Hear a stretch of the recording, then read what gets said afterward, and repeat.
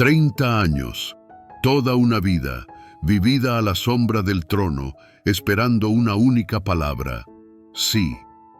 La historia de la princesa Lilian de Suecia y el príncipe Bertil es conocida como una de las más románticas del siglo XX. Los periódicos hablaban de devoción, de un cuento de hadas hecho realidad. Pero, ¿qué pasaría si detrás de la reluciente portada de esta historia se ocultara un dilema escalofriante?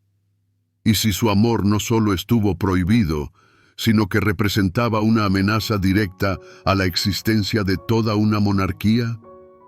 Hoy nos adentraremos entre bastidores en este drama de 30 años e intentaremos comprender cuál fue el precio real que hubo que pagar por un amor capaz de reescribir las leyes de un reino. Para comprender la magnitud de esta historia, debemos transportarnos a un mundo que, en apariencia, nada tenía que ver con los palacios de Estocolmo. Comencemos en Gales, 1915. En la ciudad industrial de Swansea, impregnada del aroma a carbón y mar, nace una niña, Lilian May Davis. Su padre pasó de ser minero a dueño de un puesto en el mercado, mientras que su madre trabajaba como vendedora.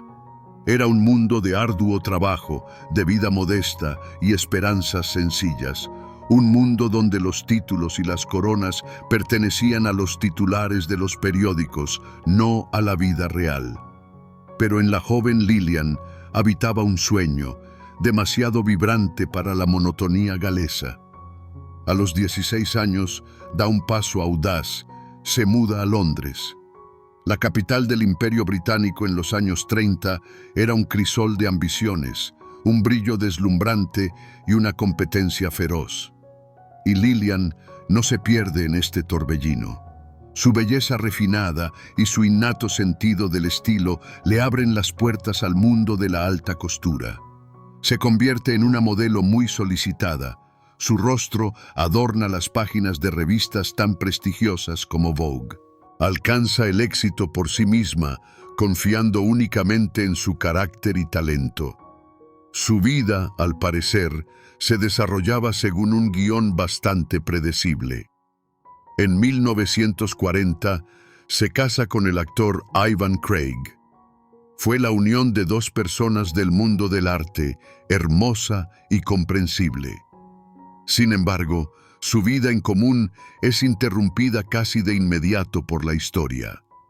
Comienza la Segunda Guerra Mundial y el marido de Lilian, como millones de otros británicos, parte hacia el frente. Sus caminos se separan, dejándola sola en un Londres envuelto en la ansiedad. Lilian no se queda de brazos cruzados. Acostumbrada a las sesiones de fotos de alta costura, va a trabajar en una fábrica de guerra, donde ensamblan radios para la Marina Real. Tras sus turnos, ayuda en un hospital para soldados heridos. Durante estos años, de ser una hermosa modelo, se transforma en una mujer fuerte e independiente, forjada por las pruebas de la guerra. Aún no sabe que esta experiencia, esta resiliencia y su fuerza interior la están preparando para el encuentro más importante de su vida. Londres, 1943.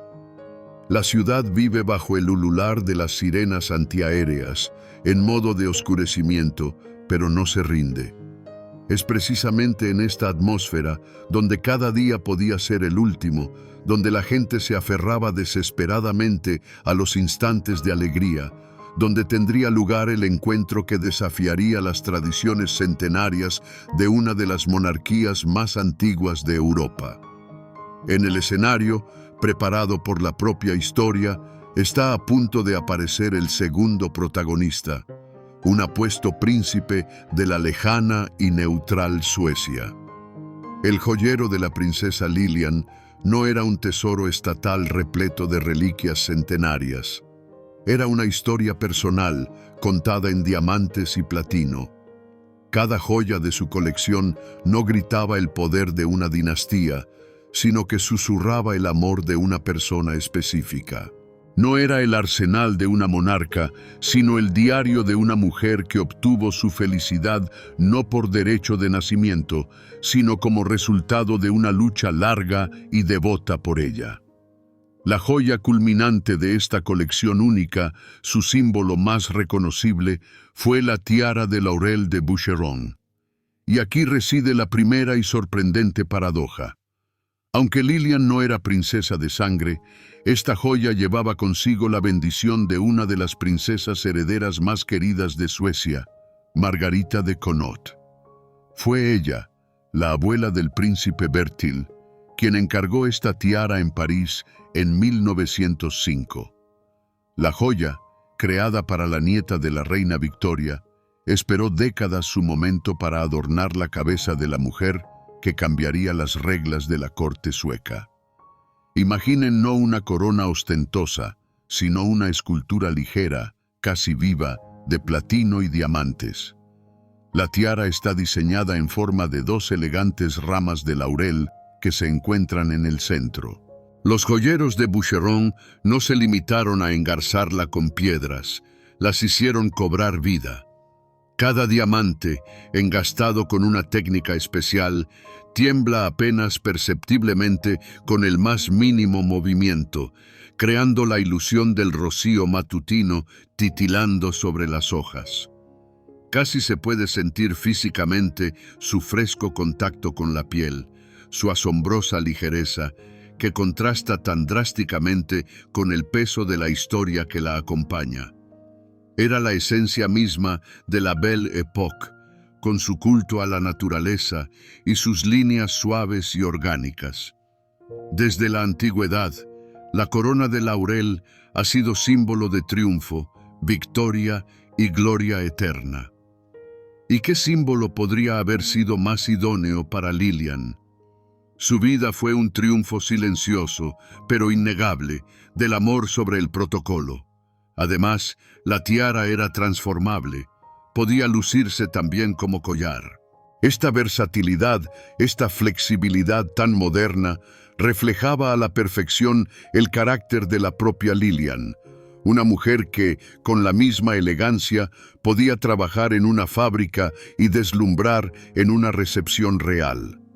La casa de joyería Boucheron, a principios del siglo XX, estaba en la cúspide de su maestría. Para la creación de esta obra maestra, se seleccionaron diamantes de talla antigua que poseen un brillo especial, suave y profundo, muy diferente al fuego frío y punzante de las gemas modernas. Cada nervadura en las hojas de platino, cada pequeña valla coronada por un diamante, fue elaborada artesanalmente. Esto no era simplemente una joya, era una obra de arte donde la perfección técnica servía para transmitir la frágil belleza de la naturaleza. Pero la tiara era solo el inicio, la mayúscula de apertura en su relato de joyas. Sus famosas rivières de diamantes, los hilos de perlas inmaculadas, los elegantes broches, casi todos eran regalos del príncipe Bertil. No eran insignias estatales transmitidas por herencia, sino muestras de afecto, marcadores de su historia compartida. Cada una de estas piezas conmemoraba un discreto aniversario, una Navidad compartida o simplemente un día en que él deseaba complacer a su amada. Su joyero era el mapa de su odisea de 30 años. Así, la anatomía de los tesoros de la princesa Lilian era única. Su esencia no radicaba en los quilates o en el valor histórico, sino en los sentimientos, paciencia, devoción y un amor sin límites.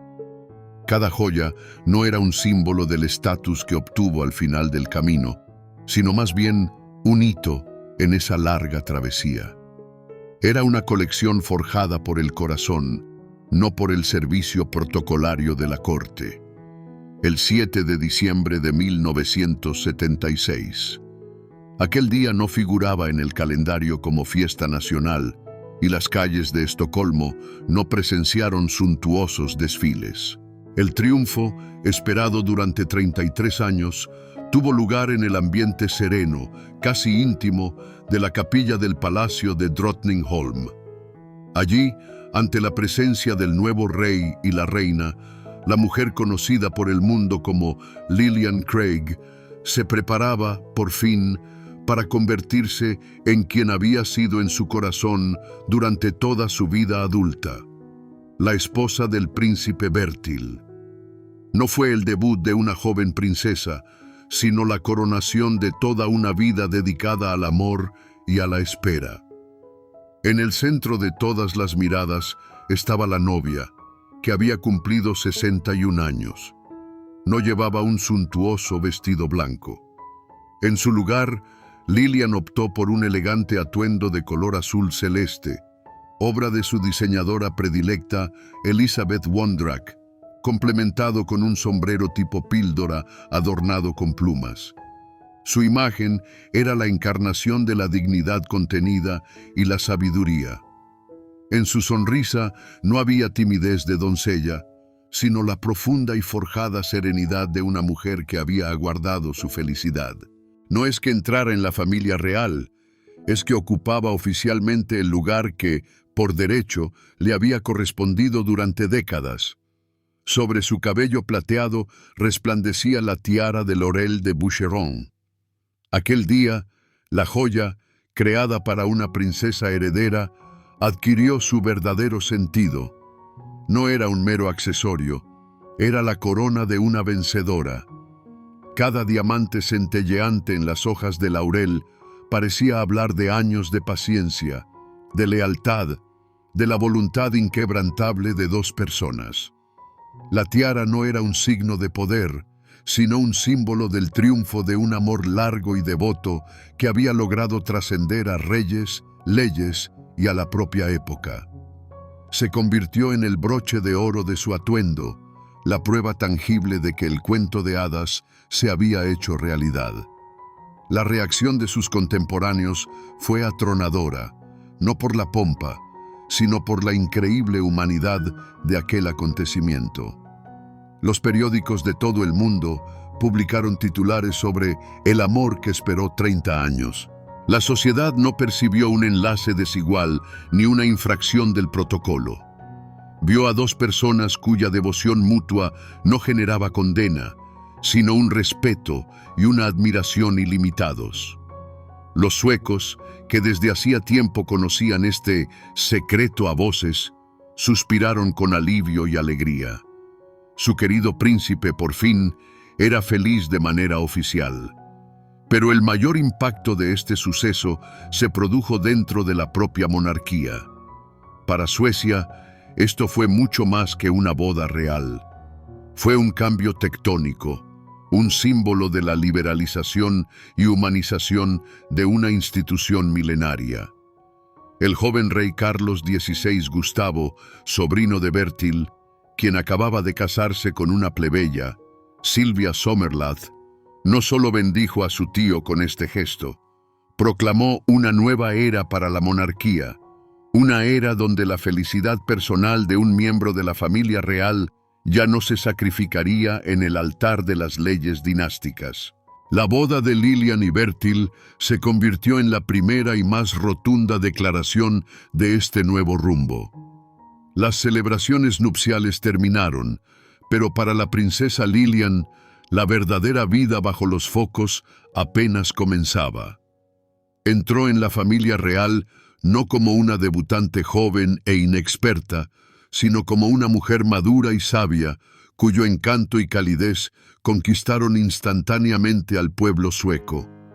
No la percibían como una extranjera, la amaron como una parte esperada y merecida de la familia, llamándola cariñosamente tía Lilian. Comenzó su edad de oro, un período en el que, por fin, pudo brillar abiertamente junto a su esposo, y sus joyas se convirtieron en parte integral de ese resplandor. Un lugar central en esta nueva imagen pública lo ocupó, sin discusión, la tiara de laurel de Boucheron. Se convirtió en su tarjeta de presentación, en su corona. Año tras año, en el evento más importante y solemne del reino sueco, la ceremonia de entrega del premio Nobel, era precisamente esta tiara la que adornaba la cabeza de la princesa Lilian. Sobre el fondo de los estrictos frac y vestidos de noche, su elegante silueta, realzada por el centelleo de las hojas de laurel de diamantes, se convirtió en un atributo tan indispensable de la velada como la presencia del propio rey. La llevaba con una dignidad singular, sin la menor sombra de arrogancia, como si no fuera un tesoro, sino una extensión natural de sí misma. Para Lilian, esta tiara era más que una simple joya. Era su talismán personal, el símbolo de su larga lucha y su victoria definitiva. Cada vez que se la ponía, no solo seguía el protocolo, contaba su historia en silencio. Esta corona de laurel, que una vez perteneció a la abuela de su esposo, adquirió en ella un nuevo y conmovedor significado. Se convirtió en la corona no del poder, sino de la lealtad. Simbolizaba no el derecho de nacimiento, sino el derecho al amor, arrebatado al destino. Llevarla era para ella un acto de afirmación de su felicidad. Sin duda, su colección no se limitaba a una tiara. El príncipe Bertil, a lo largo de su vida juntos, mimó incansablemente a su amada. Exquisitos hilos de perlas que realzaban a la perfección su impecable gusto. Elegantes broches de diamantes que ella sabía llevar con especial distinción, prendiéndolos ora en la solapa de una chaqueta, ora en un vestido de noche. Cada una de estas joyas no era solo parte de un guardarropa, sino un recuerdo tangible, un regalo hecho con amor y ternura. Su pasado como modelo se notaba. A diferencia de muchas princesas de nacimiento, Lilian poseía un innato sentido del estilo y la comprensión de cómo la ropa y los accesorios construían una imagen. No permitía que las joyas la vistieran, ella misma les dictaba el papel. Podía aparecer en una recepción oficial con opulentos diamantes y al día siguiente cautivar a todos con un broche discreto, pero perfectamente elegido. Su estilo era un modelo de elegancia, moderno, pero siempre apropiado, nunca ostentoso, pero siempre memorable. Así, la época dorada de la princesa Lilian fue también la edad de oro de sus joyas. Estas dejaron de ser meros objetos preciosos, custodiadas en una caja fuerte.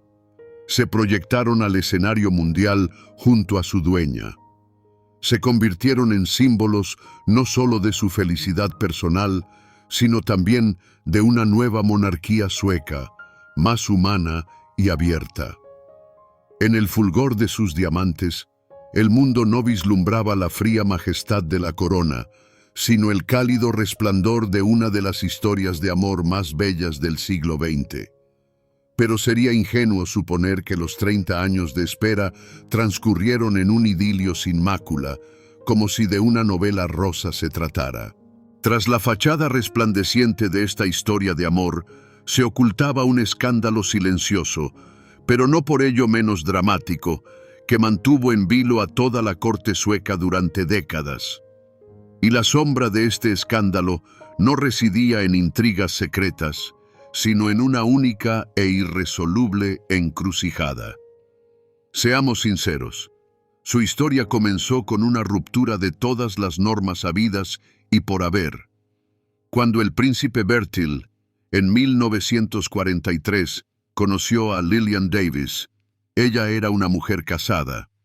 Su marido, el actor Ivan Craig, en ese preciso instante luchaba por el Imperio Británico en los frentes de la Segunda Guerra Mundial. Según las leyes de la época, el romance de un príncipe heredero con una plebeya casada no era simplemente inaceptable, era impensable. Y aunque después de la guerra Lilian y su marido se divorciaron de mutuo acuerdo, este dato inicial permaneció para siempre en su biografía, forjando el cimiento para futuros obstáculos. Sin embargo, la auténtica trama no se urdió en los dormitorios, sino en los salones de deliberación del Consejo Real. En 1947, la tragedia golpeó. El hermano mayor de Bertil, el príncipe Gustavo Adolfo, falleció en un accidente aéreo. Su hijo, el futuro rey Carlos XVI Gustavo, era en ese momento un infante. Los demás tíos del joven heredero ya habían perdido sus derechos al trono debido a matrimonios morganáticos. En un abrir y cerrar de ojos, el príncipe Bertil se convirtió en el único hombre adulto en la línea directa de sucesión. Ante él se alzó una encrucijada verdaderamente shakespeariana: casarse con la mujer amada y, bajo el inflexible dictado de las leyes de aquel tiempo, renunciar a sus derechos al trono, dejando así la dinastía a la deriva, o sacrificar su felicidad personal en aras de su deber con la corona. Así comenzó su periodo de 30 años de secreto a voces. Su romance era el secreto mejor guardado de Suecia y al mismo tiempo el más palpable. Todos sabían que el príncipe convivía con la señora Craig en su hogar, la villa Solbakken. Se les veía juntos en eventos informales, recibían invitados. Pero para el protocolo oficial, Lilian era invisible. No podía acompañar a Bertil a recepciones de Estado, no podía sentarse a su lado en las ceremonias reales. Era una vida en suspenso, una existencia en una jaula dorada, donde el amor era una realidad tangible y su estatus un mero fantasma. Y aquí es importante distinguir los hechos documentales de los mitos bellos, pero sin fundamento. En la historia de Lilian y Bertil no se hallarán rumores de infidelidad, maquinaciones financieras o intrigas cortesanas. Su historia es sorprendentemente inmaculada en este aspecto. La verdadera sombra que los acechaba no fue la traición o el engaño, sino la colosal responsabilidad que recaía sobre los hombros de Bertil. Cada día, durante 30 años, vivieron con la conciencia de que su unión, su felicidad personal, podría desencadenar una crisis constitucional y amenazar la existencia misma de la monarquía. No fue un escándalo de pasión, sino un drama de deber. El 5 de enero de 1997, la época dorada no culminó con una ruidosa subasta ni con un atrevido robo. Terminó en silencio, entre las paredes de su amada casa, la villa Solbakken. El príncipe Bertil falleció en los brazos de su Lilian. 20 años de matrimonio oficial y más de medio siglo de amor llegaban a su fin. Para Suecia, fue un día de luto nacional por uno de los miembros más respetados de la familia real. Pero para Lilian, fue el fin de un universo entero. El hombre por el que había esperado 30 años se había ido para siempre. En ese momento, su colección de joyas experimentó una profunda transformación, invisible a simple vista. De símbolos de un amor vivo y real, se convirtieron en reliquias, en fragmentos tangibles de un grandioso pasado. La tiara de laurel, los collares de diamantes, los pendientes de perlas, todo lo que antes había sido un regalo de un esposo amoroso, se transformó ahora en un monumento a él. La atmósfera emocional que envolvía estos tesoros cambió de la alegría de poseer a la melancolía de los recuerdos. Así comenzó su vida en la sombra, a la sombra de una gran pérdida. La princesa Lilian no guardó sus joyas en la caja fuerte. Al contrario, siguió luciéndolas en eventos oficiales, cumpliendo su deber real con una dignidad aún mayor. Pero ahora su brillo adquirió un matiz diferente. Cada aparición con la tiara de laurel ya no era simplemente una demostración de estatus, sino un acto de memoria, una dedicatoria silenciosa a su difunto esposo. Al ponérselas, era como si volviera a sentir su presencia a su lado. Para el mundo entero, cada una de esas apariciones era un agridulce recordatorio de su increíble historia. Las joyas se convirtieron en su armadura, en su forma de llevar en solitario la bandera de su amor. La época en que ambos brillaban juntos en las recepciones había quedado irrevocablemente atrás. Ahora, la princesa Lilian, guardiana de su historia común, entraba en el último capítulo de su vida, donde cada diamante reflejaba no la luz de los focos, sino la luz de un amor inolvidable que ahora solo vivía en su corazón. En 2013, con la muerte de la princesa Lilian a la edad de 97 años, el telón pareció descender para siempre sobre su colección de joyas. El mundo contuvo el aliento a la espera. ¿Qué sería de estos tesoros, impregnados de una historia tan singular? ¿Serían vendidos en una ruidosa subasta? ¿Se dispersarían por colecciones privadas, desapareciendo para siempre del ámbito público? Pero lo que sucedió a continuación fue el epílogo más hermoso y conmovedor de su historia de amor. Tuvo lugar una subasta silenciosa, donde la única moneda de cambio fueron el amor y la continuidad.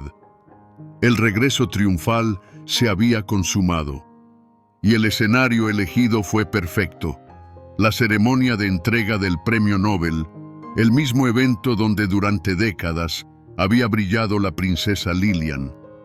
Pero ahora, la tiara de laurel no ceñía la cabeza de la princesa de cabellos plateados, sino la de la joven y bella princesa heredera Victoria, futura reina de Suecia. Cuando la heredera al trono apareció en el salón, un suspiro de reconocimiento y admiración recorrió el mundo entero. No era una simple cita de estilo, era un poderoso gesto dinástico y emocional. La tiara había vuelto a casa. Fue precisamente en este momento cuando tuvo lugar su segundo nacimiento, su nueva interpretación. En Lilian, la tiara había sido la corona de su victoria personal, sufrida, el símbolo de un amor que superó todos los obstáculos. Era una historia sobre el pasado. En Victoria, la misma joya se convirtió en un símbolo del futuro.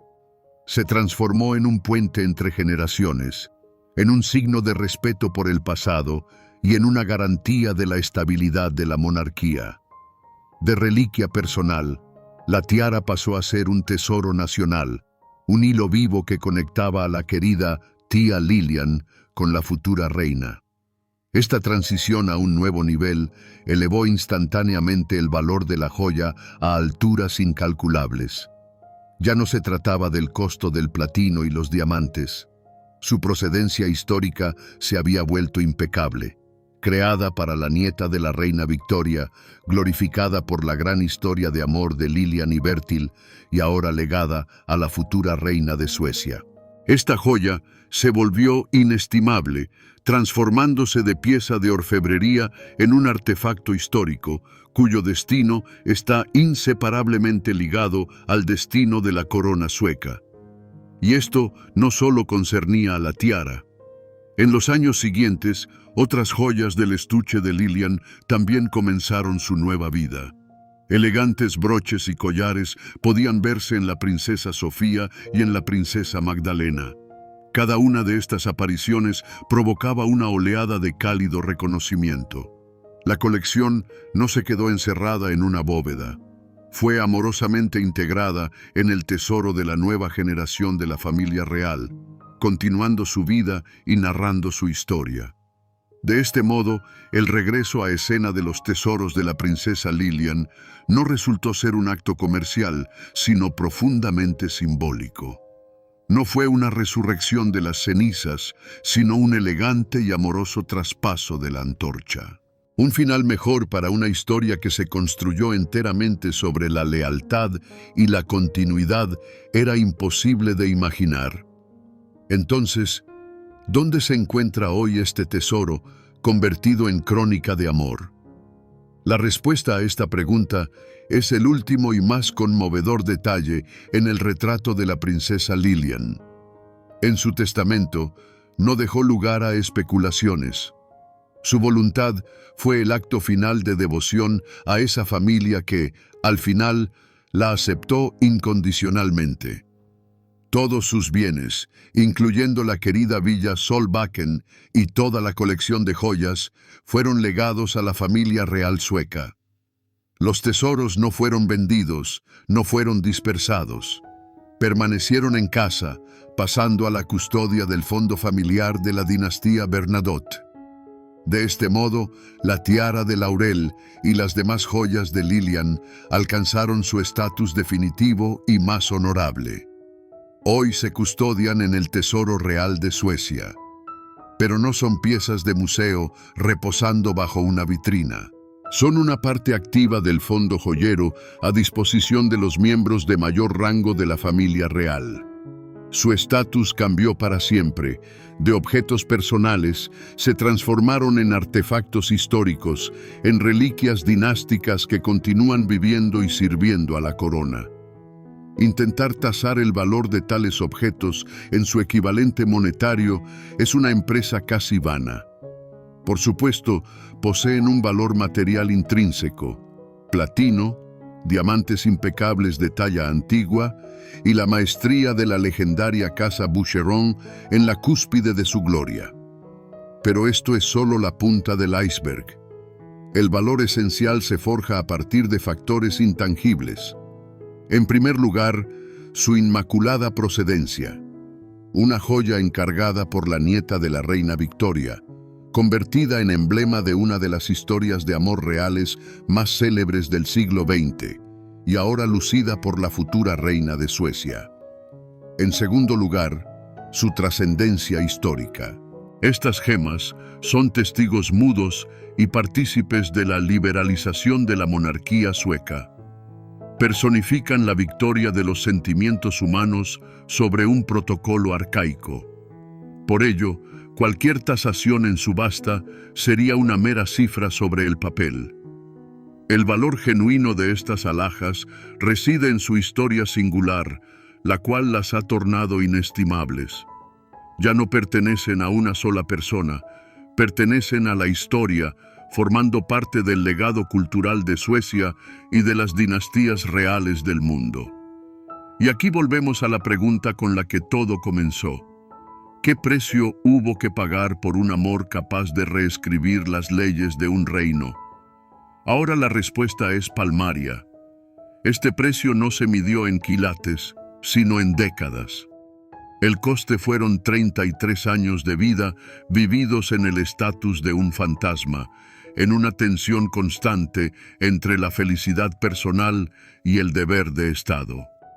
El precio fue el silencio, la paciencia y una fe inquebrantable en que su momento llegaría. Y al contemplar la historia de la princesa Lilian, comprendemos que ella pagó este precio con creces. Es precisamente por ello que su colección de joyas destaca entre todos los tesoros reales del mundo. Habitualmente, las joyas de los monarcas son símbolos de poder, continuidad, la inquebrantable solidez de una dinastía. Narran la historia de un estado. Pero las joyas de Lilian relatan una historia diferente, la historia de un ser humano. Se convirtieron en la encarnación física no de ambiciones y conquistas, sino de las virtudes humanas más serenas y poderosas: la lealtad, la devoción y una paciencia sin límites. La tiara de laurel de Boucheron, en este contexto, no es la corona de un gobernante, sino la diadema de una vencedora en una larga, extenuante, pero silenciosa guerra por el derecho a amar. Cada riviere de diamantes, regalada por Bertil, no es un signo de estatus, sino una página de su diario personal, comprensible solo para ellos dos. Estas joyas absorbieron décadas de espera, de noches tranquilas en la villa Solbacken, de esperanzas y desilusiones y, al fin y al cabo, de un triunfo silencioso y merecido. Se erigieron en cronistas silenciosos, prueba de que a veces la historia más grandiosa no es el estruendo de las batallas, sino el sosiego de la espera. Nos recuerdan que tras el frío fulgor de las gemas y la impecable labor de los orfebres, puede latir la cálida pulsión de un corazón humano y una fuerza de espíritu capaz de alterar los cimientos centenarios. El príncipe y la princesa se marcharon, pero su legado continúa resplandeciendo en las mentes y en los corazones de una nueva generación. Y ese resplandor nos susurra que las auténticas obras maestras son inmortales, no por estar confeccionadas con materiales eternos, sino porque se convierten en custodios de historias imperecederas. Porque, en definitiva, los diamantes más duros del orbe no son más que frágiles vasijas para lo más imperecedero que atesora la humanidad, sus grandes historias de amor.